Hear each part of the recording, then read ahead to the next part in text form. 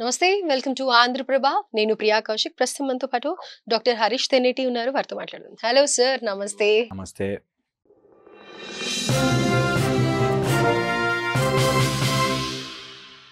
Sir, love is magic, hmm. Love has no logic, love is blind, ఇలా అన్నీ అంటూ ఉంటారు కదా. సో అది ఎప్పటి వరకు వర్కౌట్ అవుతుంది అంటే పెళ్ళి అయ్యే వరకు బాగానే ఉంటుంది, లైక్ బాగుంటారు, ఒక 1 year 6 months అంత బాగానే ఉంటుంది. తర్వాత నుంచి ఎందుకు సార్ ఒక పెద్ద బూచిలాగా కనిపిస్తుంది అంటారు? ఎనీవేర్ ఎనీథింగ్ బాగా అలవాటైపోతే అది మనకి టేక్ ఇట్ ఫర్ గ్రాంటెడ్ అయిపోతుంది. Hmm. సరేలే మనదే ఇంకా అయిపోయింది అనేటట్టుగా ఒక బోర్ వచ్చేస్తుంది లైఫ్లోకి. సో ప్రేమ ఎప్పుడు అంతే.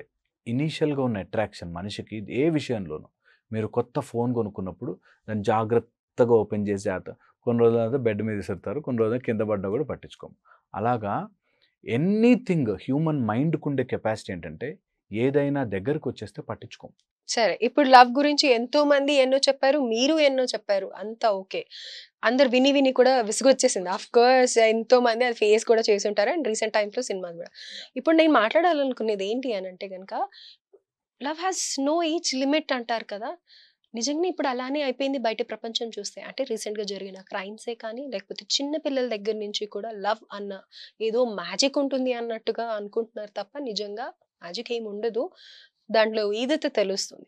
సో చిన్నపిల్లల్ని తీసుకుంటే ఒక్క సెకండ్, ఐ మీన్ టీనేజర్స్ని, అడాలసెన్స్ని తీసుకుంటే కాల్ ఆన్సర్ చేయకపోయినా ఈ ఇన్సెక్యూరిటీస్ అనేది బూచి వాళ్ళని పట్టుకుంటుంది. అడాలసెంట్ అనే కాకుండా కొంతమంది కూడా ఓవర్ థింకింగ్ అనుకోవచ్చు, లేకపోతే కనుక ఎక్కువ ప్రేమ ఉండడం వల్ల అయి ఉండొచ్చు. ఎక్కడ బ్రేకప్ చెప్పేస్తారు, ఎక్కడ ఇష్టం లేదు నేనంటే అంటే ఇంట్రెస్ట్ పోయిందా అన్న ఇన్సెక్యూరిటీస్తో ఉంటూ ఉంటారు కదా. అది ఎలా హ్యాండిల్ చేయాలని అంటారు? Very important. లవ్ని కంప్రెస్ అయిపోయి ఇప్పుడు అదొక ప్రెషర్ లాగా, ఒక డ్యూటీ బాండ్ లాగా మారిపోతుంది. అవతల వాళ్ళని కూడా సఫకేట్ చేస్తూ ఉంటారు వాళ్ళ ఓవర్ థింకింగ్, ఓవర్ లవ్తోను, ఓవర్ ఎక్స్పెక్టేషన్తో ఇలా ఉండాలి, ఇదంటే ప్రేమ కదా, ఇదంటే ప్రేమ కదా అని మనకి సినిమాల్లో చూపించినట్టుగాను ప్రేమ నిజంగా కుంటిది, గుడ్డిది, ముష్టిది అన్న టైప్లో ఏదో రకంగా తయారు లాస్ట్ కి ముష్టిదే అవుతుంది సార్. నిజంగా ఎలా తయారైపోతుందంటే ప్రేమ ఇష్టం వచ్చినట్టుగా మారుతుంది. ఇంకా వాడు ప్రెషర్ చేస్తాడు. నేను ప్రేమించాను కదా, నువ్వు నాకు ఈ టైంకి రాలేదు, నేను ప్రేమించాను కదా, నన్ను 1/2 hour వెయిట్ చేయించావు, నేను ప్రేమించాను కదా, నా ఫోన్ 2 ringsకే ఎత్తలేకపోయావు, ఈ టైప్లో ఏదైనా తీసుకురావచ్చు. ఓకే. సో నేను ఎప్పుడు అనుకుంటుంటాను that prema should come with a responsibility and prema should never be demanding. ప్రేమని అడుక్కోకూడదు, చాలా ఇంపార్టెంట్. ప్రేమని అడుక్కోవడం స్టార్ట్ చేసి ఒకవేళ ఆమె వదిలేసి వెళ్ళిపోతే అనే డౌట్ వచ్చిందంటే నీకు, యు ఆర్ రెడీ దట్ నేను ఏదైనా చేస్తూ ఉండకపోతే వదిలేస్తుంది. సో నేను గిఫ్ట్లు ఇస్తుండాలి, లేదా ఇంప్రెస్ చేస్తుండే. అది ప్రేమ కానే కాదు. అది అసలు ఇంప్రెస్ చేయడానికి వెయిట్ చేసేది ప్రేమ కాదు. మనకు అందుకే రిలేషన్షిప్స్ వేటిల్లోనూ డైవర్స్ అనేది ఉండదు. ఈ బాయ్ ఫ్రెండ్, గర్ల్ ఫ్రెండ్ వీటిలోనే డైవర్స్లు వచ్చాయి. అమ్మకి డైవర్స్ అని ఉండదు అక్కడ. బికాస్ అది అన్కండిషనల్ లవ్. అన్కండిషనల్. నువ్వు ఎలా ఉన్నా నువ్వు నా కొడుకువిరా, నువ్వు నా కూతురువిరా, నేను నీతో ఉండాలి. సో అట్లాగా వాడు ఎలా ఉన్నా సరే, అవతల వ్యక్తి ఎలా ఉన్నా సరే, రియల్ ప్రేమ ఎలా ఉంటుందంటే it will endure everything and it will not think that వదిలేస్తే, వెళ్ళిపోతే, నన్ను వదిలేస్తే అనే దాంట్లో ఉండరు. సో ఇది చాలా ఇంపార్టెంట్ గుర్తుపెట్టుకోవడం. 1, దట్ వదిలేసి వెళ్ళిపోతారేమో అనే భయంలో ఏ ప్రేమ నిలబడకూడదు. Okay, first. సెకండ్ వచ్చేసి అనుమానం గనక వచ్చి నేను ఊరికే పదే పదే చెక్ చేస్తుంటే ఫ్యూచర్లో కూడా మనకి ఈ రిలేషన్షిప్ ఎక్కువ లాంగ్ టర్మ్గా నిలబడదు. ఎందుకంటే సఫకేటింగ్ ఫీల్ అయిపోతారు, ప్రెషరైజ్ అయిపోతున్నట్టు, ప్రతి క్షణం ప్రూవ్ చేసుకోవాలా, ప్రతి క్షణం నేను నిజమైన ప్రేమ అని ఒప్పించుకోవాలా అని ఉంటుంది. అండ్ ఈ సినిమాటిక్ వచ్చాక నిజమైన ప్రేమ లేవు. I'm very sure about it. నిజమైన ప్రేమలు లేవు. ఎందుకంటే ప్రొఫైల్లు చూసి, ఆన్లైన్లో చూసి, లేకపోతే ఇన్స్టాగ్రాముల్లో కొటేషన్లు చూసి, రీల్స్ చూసి ప్రేమిస్తున్నారు. రీల్స్ పెట్టేవాడు రియల్ లైఫ్లో అది ఫాలో అవ్వకపోవచ్చు. ఇంత సింపుల్ పాయింట్ అర్థం చేసుకోలేరు. ప్రేమ గురించి ఏదో 4 కొటేషన్లు చెప్పగానే అది నిజమైన ప్రేమ అనుకోకూడదు. ఆల్ ఫాల్స్ ఉండే ఛాన్సెస్ ఎక్కువగా ఉంటాయి. ఓకే. అండ్ కంపారిజన్ వస్తుంది దట్ అలా ఉంటే నిజమైన ప్రేమ కదా అని. అది రాంగ్.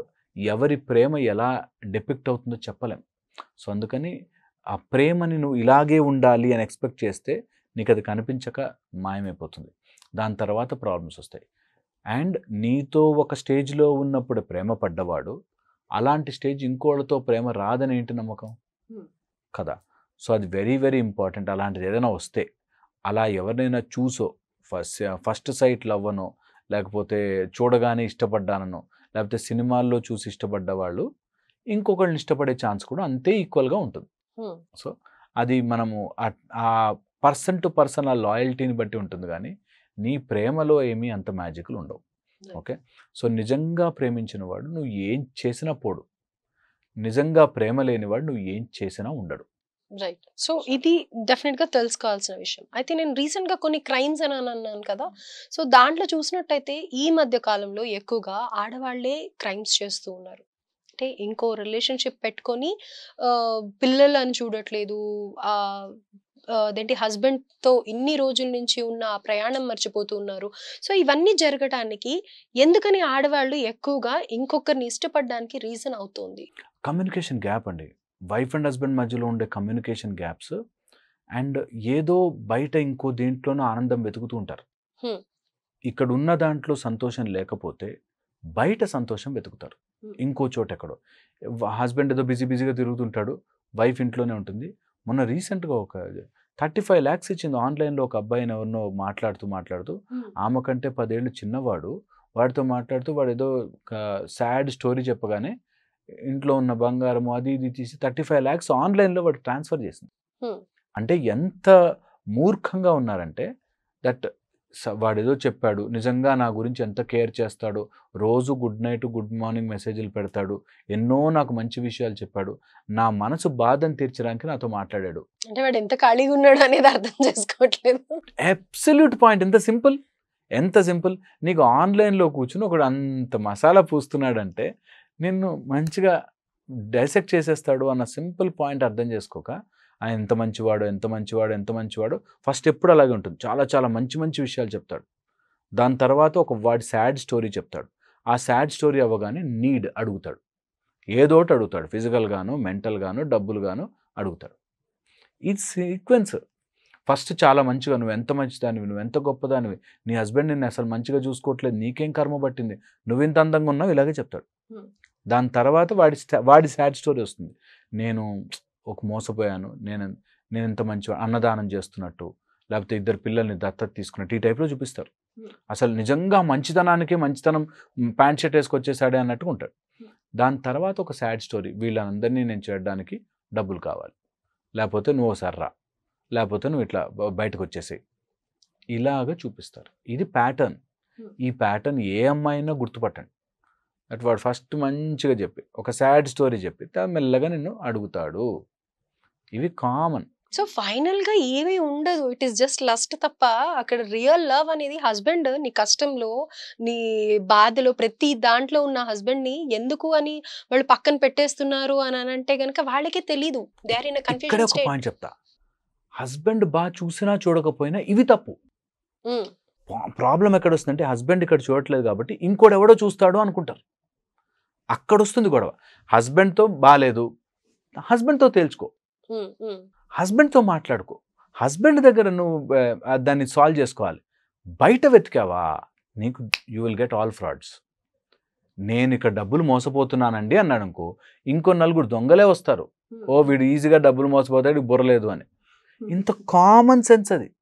సో నువ్వు ఇక్కడ హస్బెండ్తో బాగాలేదు, హస్బెండ్తో డీల్ చేయి. అది బయట వెతికావో బయట నెగిటివ్ పీపుల్, రాంగ్ పీపుల్ దొరుకుతారు. వాళ్ళు అందుకోసం వెయిట్ చేస్తుంటారు. దట్ ఈమెకి ఇక్కడ ఇంట్లో సుఖం లేదు, నేను బయట కొన్ని రోజులు మాయమాటలు చెప్పానంటే ఈజీగా దొరుకుతుంది.